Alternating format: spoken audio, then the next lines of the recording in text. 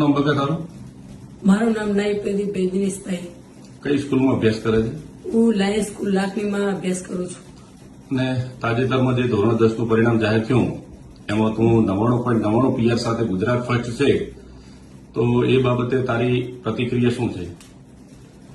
મારા એ પ્રત્યે મારી એવી પ્રતિક્રિયા છે કે મને મારા સ્કૂલના ટીચરોએ ખૂબ જ માર્ગદર્શન આપ્યું અને તેમણે મને ઘણી બધી મદદ કરી. તેમણે મને હું ગમે ત્યારે પણ તેમને કોઈ પણ પ્રશ્ન પૂછું, રિસેસમાં પણ ગમે તે પ્રશ્ન તો તેઓ ગમે તેમ કરીને શોધીને મને જવાબ આપતા અને તેમણે મને ઘણી બધી મદદ કરી. સવારના વહેલા ઉઠવા બધું કરીને સવારના નાસ્તાની વ્યવસ્થા પણ કરાવી હતી અને મને ઘણી બધી મદદ કરી હતી. તે બદલ હું લાયન્સ પરિવારના બધા જ સ્ટાફ મિત્રોને હું ધન્યવાદ પાઠવું છું. તો તારું વતન કયું, ગામ કયું?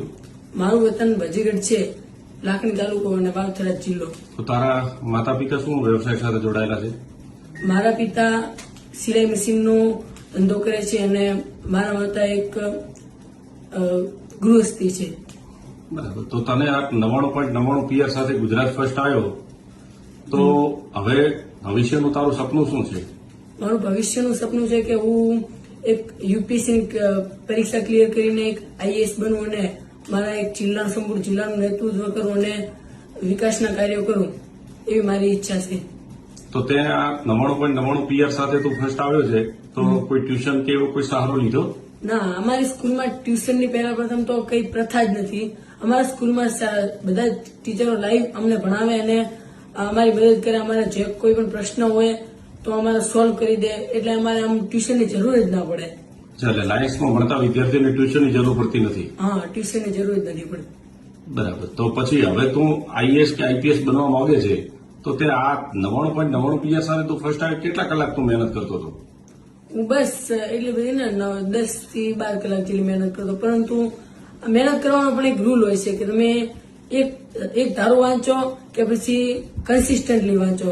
જો કન્સિસ્ટન્ટલી વાંચો તો તમારે ખૂબ જ હેલ્પફુલ રહે, કારણ કે તે તમારું સતત થાય. સતત કામ કરો અને તમે એક ધાર્યું કામ કરો, એમાં ફરક છે કે એક ધાર્યું કામમાં તમારું માઇન્ડ થાકી જાય, પરંતુ તમે કન્સિસ્ટન્ટલી થોડો આરામ લો, પછી વાંચો અને સુવાનો ટાઈમ ફિક્સ, ઊંઘવાનો પછી ઉઠવાનો ટાઈમ ફિક્સ. એવો ટાઈમ જો ફિક્સ હોય તો તમારા મગજ પણ એવી રીતે એડેપ્ટ થઈ જાય, તેથી તમને વાંચવાની પણ મજા આવે. અને ધોરણ 10માં એવું નથી હોતું કે સ્ટાર્ટિંગમાં જ સિરિયસ લઈ લેવાનું.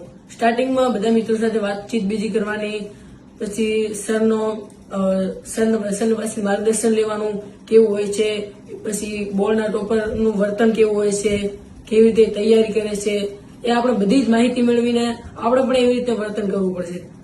આપણે કોઈ બનવું હોય તો એના પહેલા એનું જેવું વર્તન કરવું પડે, તો જ જો આપણે ખુદને પોતાને બોર્ડના ટોપર માનીએ તો જ આપણે બની શકીશું.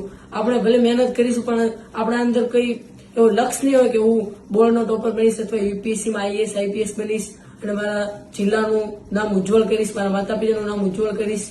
જો એવી આપણામાં ભાવના ન હોય તો આપણે ન કરી શકીએ. એના મતલબ પહેલા આપણે એવી ભાવના હોય છે અંદરથી બધું કરવાની. ટૂંકમાં દરેક વિદ્યાર્થીએ પહેલા મનમાં સંકલ્પ લઈ લીધો છે મારે આ બનવું છે અથવા મારે બોર્ડમાં ટોપર થવું છે. એટલે તારા મનમાં એવો સંકલ્પ હતો કે મારે બોર્ડમાં ટોપર થવું છે, એવો સંકલ્પ લઈને જ તું મહેનત કરતો હતો. અને હવે પછી આ નવા વિદ્યાર્થીઓ જે છે એમને તું શું કહેવા માંગે છે?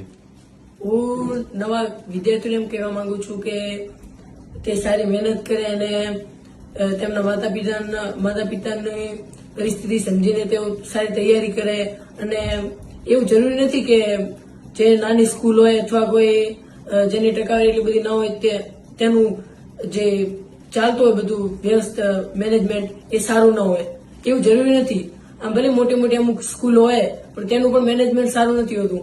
તેઓ વિદ્યાર્થીઓ જો તેમની અંદર એવું ઠાની લે કે હું બેસ્ટ છું, હું ધ બેસ્ટ છું, તો તેઓ એવું વિચારે તો ગમે એવી સ્કૂલ હોય તો તેઓ સફળતા મેળવી શકે છે. કારણ કે બધી સ્કૂલોમાં ટીચર વિદ્યાર્થીઓનું હિત જ ચાહતા હોય છે, ભલે ગમે તેવી સ્કૂલ હોય. એના માટે વિદ્યાર્થીએ જે સજાગત બનવું જોઈએ, તો જ ટીચરો તેને મદદ કરી શકે. હું લાખણી તાલુકાનું વજેગઢ નાનકડું ગામ, અને લાખણી પણ એક નાનકડું ગામ જ કહેવાય. તો આટલા નાનકડા ગામમાંથી તું ગુજરાત ફર્સ્ટ બન્યો, એટલે કે અમદાવાદ, ગાંધીનગર, પાલનપુર, વગેરે વગેરે સિટીઓમાં જે પ્રતિષ્ઠિત સંસ્થાઓ છે એ સંસ્થાઓને પણ વિદ્યાર્થીઓને તે પાછળ રાખ્યા છે. તો એ કઈ રીતે તે પાછળ રાખ્યા છે? એમાં તો મારું માઇન્ડસેટ કે જો જેવું માઇન્ડસેટ હશે તેવું જ તમે વર્તન કરશો અને તેવી જ તમે તૈયારી કરી શકશો. તો તમારા માઇન્ડને તમે કહીશો જ નહીં કે તમારે આવું કરવું છે, આવું નહીં કરવું. માઇન્ડ બે પ્રકારનો હોય, એક સબકોન્શિયસ માઇન્ડ અને કોન્શિયસ માઇન્ડ હોય. એમાં સબકોન્શિયસ માઇન્ડ પાસે ખૂબ જ પાવર 90% જેટલી. એટલે જો તમે તમારા અર્ધજાગ્રત મનને તમે જો કેન્દ્રિતમાં કરી લેશો તો તમારાથી ઘણી બધી સફળતાઓ હાંસલ કરી શકાય છે. અને તેના માટે પહેલા તેને પાવરફુલ બનાવવું જરૂરી છે, તેના પર કંટ્રોલ કરવું જરૂરી છે. એટલે ટૂંકમાં વિદ્યાર્થીઓએ આત્મવિશ્વાસથી ભરપૂર બનવું જોઈએ. આત્મવિશ્વાસ, સેલ્ફ કોન્ફિડન્સ હોવો જોઈએ. અને તો એથ્લેટિક્સમાં પણ કંઈક સિદ્ધિ પ્રાપ્ત કરેલી છે, એ શું છે?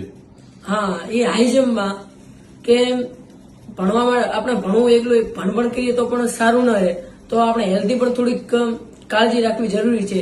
તેથી સ્પોર્ટ્સ છે, ખોરાક પણ એમાં પણ સારો હોવો જોઈએ. સ્પોર્ટ્સમાં જો તમે રહો તો તમારા અંદર માઇન્ડમાં ડોપામાઇન નામનો એક આવે હોર્મોન, એ હોર્મોન રિલીઝ થાય એટલે તમારી અંદર ખુશી આવે, તાજગી આવે, એટલે તમે તૈયારી પણ સારી કરી શકો.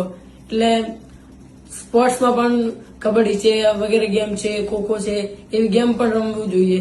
તેથી તમારું માઇન્ડ પણ વિકસિત થાય. ચેસ જેવી પણ રમતો છે, હું ચેસમાં પણ સંકળાયેલો છું, તેમાં પણ મને ઘણી બધી મદદ મળી છે. આમ એથ્લેટિક્સમાં શું સફળતા પ્રાપ્ત કરેલી છે?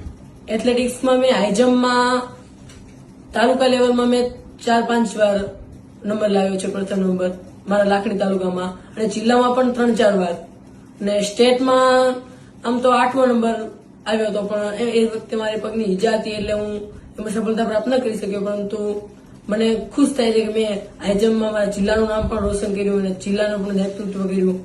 હું અરવલ્લીમાં પણ ગયો અને બીજે પણ ઘણી જગ્યાએ ગયો. ઝોન કક્ષાએ રમવા અને સ્ટેટ કક્ષાએ રમવા મને ઘણો બધો અનુભવ પણ થયો ત્યાં જઈને. તો તને આટલી મોટી તે સફળતા પ્રાપ્ત કરી છે, ગુજરાત ફર્સ્ટ આવી અને લાખણી તાલુકાનું, આ વિસ્તારનું અને વાવથરા જિલ્લાનું નામ રોશન કર્યું છે, તો આ સફળતાનો શ્રેય તું કોને આપવા માંગે છે? હું આ સફળતાનો શ્રેય અમારી સ્કૂલના ટ્રસ્ટી ડોક્ટર ધેંગાભાઈ અને અમારા સ્કૂલના સ્ટાફને હું આપવા માંગુ છું, અને સાથે સાથે મારા માતા પિતાને પણ આપવા માંગુ છું. કારણ કે તેમણે પણ મારું મોટિવેશન આપ્યું. તેમણે તેમની પરિસ્થિતિઓ મને કહી, અમે કેવી પરિસ્થિતિમાં ગુજરી રહ્યા છીએ, તેથી અમને પણ સેલ્ફ કોન્ફિડન્સ મળે કે આપણે તૈયારી કરવી જોઈએ. પહેલા તો આપણો વાય ક્લિયર કરવો જોઈએ કે આપણે શા માટે તૈયારી કરીએ છીએ. પછી તૈયારી કરી પછી આપણું હાઉ ક્લિયર કરવું, આપણે કેવી રીતે તૈયારી કરવી જોઈએ, શું શું કરવું જોઈએ, એના માટે કયા કયા કોન્ટેન્ટ હોવા જોઈએ. એવી રીતે આપણે તૈયારી કરીશું તો શાયદ આપણે સફળતા મેળવી શકીએ છીએ.